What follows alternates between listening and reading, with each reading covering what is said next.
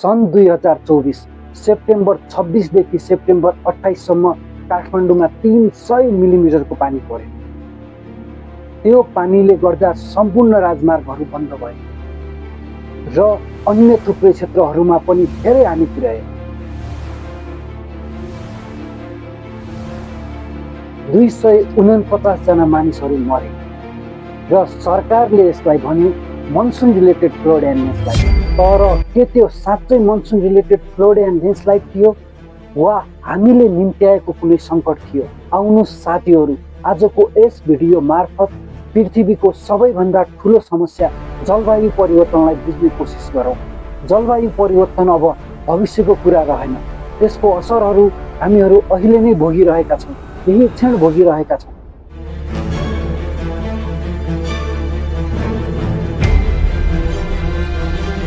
नासाले जनवरी 2026 मा एउटा रिपोर्ट निकाल्यो। त्यो रिपोर्टको अनुसार सन् 2024 सन् 1880 पछिको सबैभन्दा गर्मी वर्ष थियो।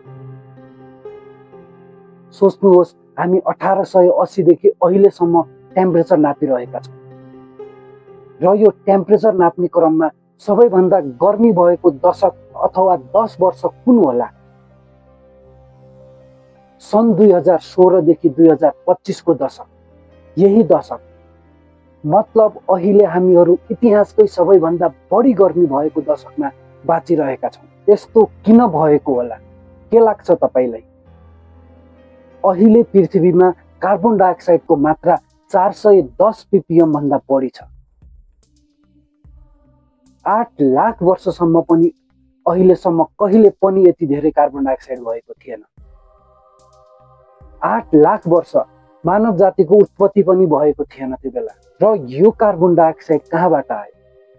हाम्रो बाइक, कार, इन्डस्ट्री, हाम्रो रुख काट्ने बानी लगायत अन्य कुराहरू। पृथ्वीको तापक्रम हरेक दशकमा झन्डै 2.14 डिग्री फरेनहाइटले बढिरहेको छ।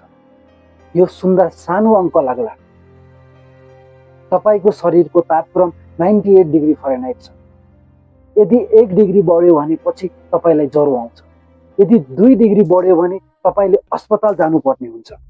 सोच्नुहोस् त पृथ्वीको अवस्था के होला? यो केवल तापक्रमको संख्या मात्रै होइन।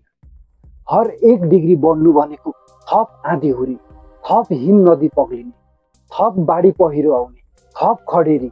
अब हेरौँ एउटा यस्तो ठाउँ जुन नेपालबाट हजारौं किलोमिटर टाढा छ, आर्कटिक। सन् 1979 देखि अहिलेसम्म आर्कटिकमा भएको बरफहरू आधाले घटिसकेका छन्। 45 वर्षमा नै आधा बरफ घट्नु भनेको कस्तो अवस्था होला?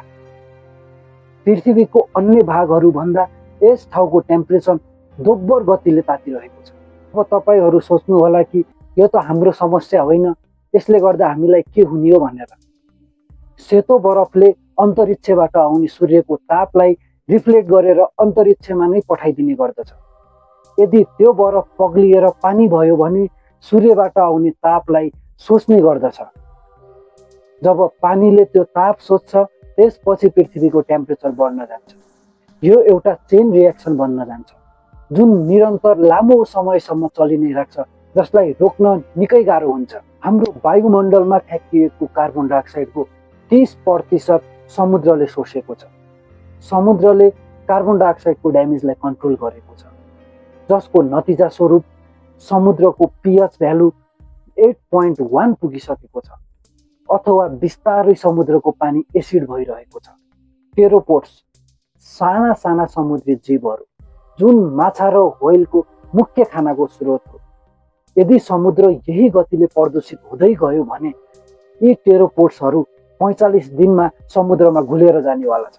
समुद्रको चट्यान झन्डै 25% समुद्री जीवहरूको बस्ने घर हो। ती समुद्री चट्यानहरू 70 देखि 90%ले हराएर जानेवाला छ। जब समुद्रको खाद्य श्रृङ्खला भत्किन्छ तब लाखौं मानिसहरूको खाना र रोजगारी जान्छ। अब अर्को कुरा पर्माफ्रोस्ट। जुन जमिन सधैँ जमिरहेको छ त्यसमा अनुमान गरिएको छ कि करिब 1400 pg कार्बन छ भनेर। यदि पृथ्वीको तापक्रम बढ्यो र त्यो आइसहरू पग्लियो भने त्यहाँ भएको कार्बनहरू कार्बन डाइअक्साइड र मिथेनको रूपमा वायुमण्डलमा जाने गर्दछ। जसले गर्दा जलवायु परिवर्तनलाई रोक्ने आशा नै गुमाउँछौँ।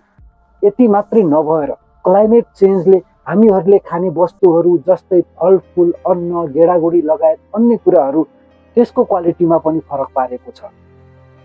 100 वर्ष अगाडि पाउने फलफुल र अहिलेको फलफुल हेर्नुहुन्छ भने न्युट्रिटिभ भ्यालुमा धेरै फरक छ।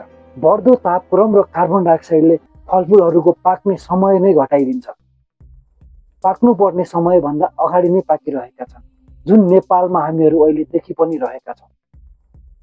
स्टडीहरूले देखाएको छ कि यसले गर्दा जुन फलफुलमा पाउने न्युट्रिएन्टहरू थिए जस्तै आइरन, जिङ्क, मिनरल लगायत अन्य कुराहरू, उनीहरूको मात्रा एकदमै घट्दो क्रममा देखिएको छ। सुन्दा तपाईँलाई हाँसो लाग्न सक्छ। गर्मीको सिजनमा हामीहरू अन्डालाई अम्लेट यत्तिकै बनाउन सक्दछौँ, बिना ग्यास, बिना आगो बालेर। किनभने गर्मीको समयमा हाम्रो वरिपरिको टेम्परेचर 38 डिग्रीदेखि 42 डिग्री सेल्सियस हुन्छ, जसले गर्दा जुन रोड छ, जुन ढुङ्गाहरू छन्, त्यहाँको टेम्परेचर 60 देखि 80 डिग्री पुग्ने गर्दछ, जसमा अन्डा सिधै अम्लेट हुने गर्दछ। अब कुरा गरौँ आफ्नो घर नेपालको।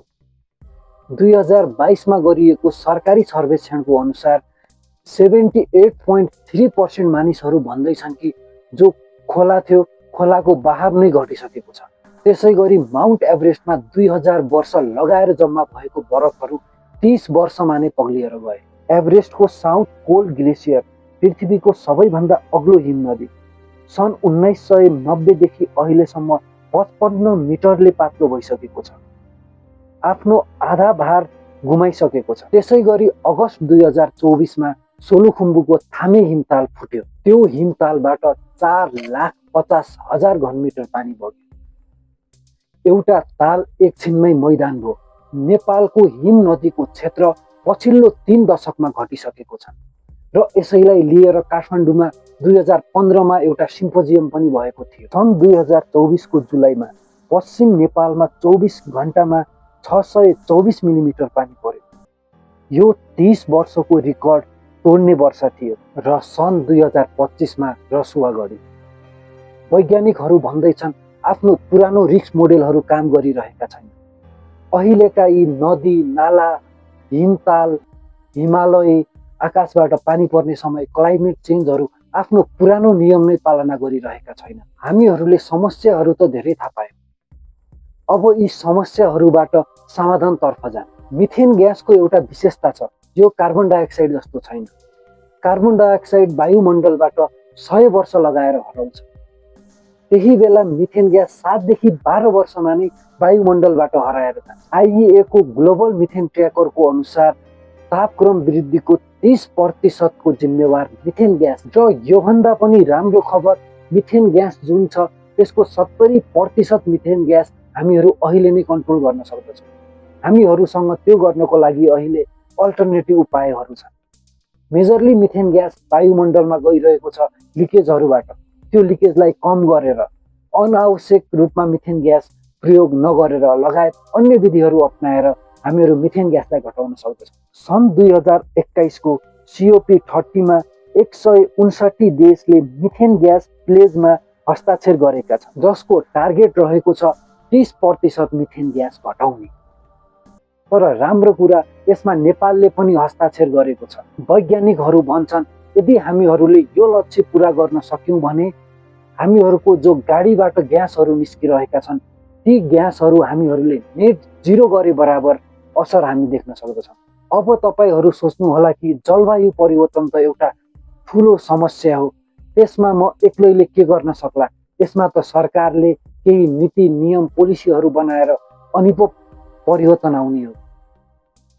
अब म तपाईहरूलाई ठ्याक्कै क्याल्कुलेसन देखाउँछु, एकजनाले कसरी प्रभाव पार्न सक्दछ भनेर। हेर्नुहोस्, 2025 मा विश्वकै कार्बन डाइअक्साइड बढी उत्पादन भएको थियो, 38.1 अर्ब टन। अहिले विश्वको जनसङ्ख्या 8.3 अर्ब, मतलब औसतमा एकजनाले 4.6 टन कार्बन डाइअक्साइड निकालिरहे। हामीहरू कारमा नचढ्दा वर्षमा 2.4 टन हामी बचत गर्न सक्दछौँ। हामीहरूले मासु नखाँदा अथवा प्लान्ट बेस्ड डाइट खाँदा 0.8 टन बचत गर्न सक्दछौँ। त्यसै गरेर हामीहरू ट्रिलियनमा नजाँदा 1.6 टन हामी बचत गर्न सक्दछौँ। 4.6 टन कार्बन डाइअक्साइड सुनिरहँदा तपाईँलाई लागिराखेको होला कि अब हामीहरू त सास फेर्दाखेरि पनि कार्बन डाइअक्साइड निस्किन्छ, त्यही पनि गा होला। तपाईँलाई थाहा छ 1 वर्षमा हामी कति कार्बन डाइअक्साइड ग्यास फाल्छौँ? एभरेजमा 350 केजी मात्रै कार्बन डाइअक्साइड ग्यास हामी फाल्ने गर्दछौँ। 4.6 टन कार्बन डाइअक्साइड ग्यास हामी पुरै घटाउन नसकौँला, त्यही पनि हामीहरूले जम्मा 0.5 या 0.6 टन मात्रै घटाइदिने हो भने हाम्रो वायुमण्डलमा एकदमै प्रभाव पर्न जान्छ। अन्तमा म के भन्न चाहन्छु भने जो हाम्रो जलवायु परिवर्तन भइरहेको छ त्यसमा हामीहरू पनि जिम्मेवार छौँ। अनावश्यक रूपमा प्लास्टिक जन्य पदार्थहरू जलाएर सानो कामको लागि पनि गाडीहरू प्रयोग गरेर निस्केर यदि हामीहरूले हप्तामा 1-2 पल्ट मात्रै गाडी कम गरिदियो भनेपछि पनि हामीहरू डाइरेक्टली वातावरणमा सहयोग गर्न सक्दछौँ। जलवायु परिवर्तनलाई रोक्नको लागि एउटा सानो कदम हामीहरूको नै ठुलो कदम हुन जान्छ। तपाईँहरू जुन ठाउँमा हुनुहुन्छ जे गरिराख्नु भएको छ आफ्नो व्यवहारमा एउटा सानो परिवर्तन गरेर जलवायु परिवर्तनलाई रोक्न सक्नुहुन्छ। हस्त, धन्यवाद।